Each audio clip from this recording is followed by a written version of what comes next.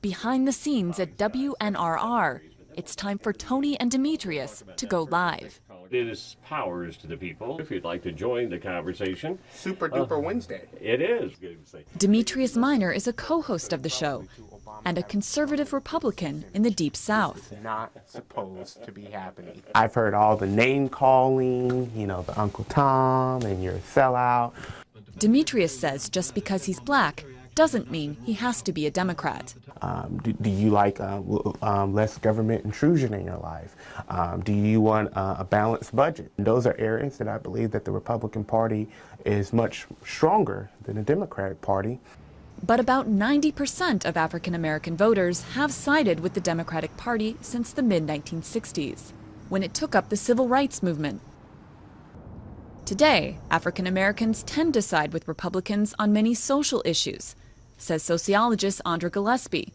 But she says the party's failure to push for racial justice is a turnoff for most. Because blacks tend to be a little more socially conservative on issues like school prayer and euthanasia, they think that they might actually be able to reach out to them. But they refuse to budge on issues of racial concern that are actually still very important to African Americans.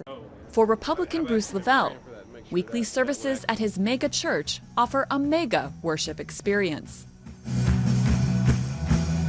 He says he's impressed by black leaders like Barack Obama, but color shouldn't matter, and it's time to vote for someone who'll fix the country's problems.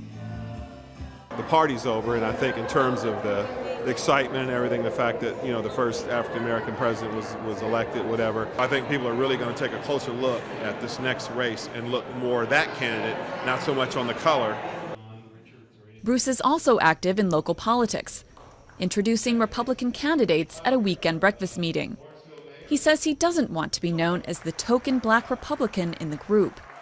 He's just Bruce, a guy who can take charge. Let's rock and roll.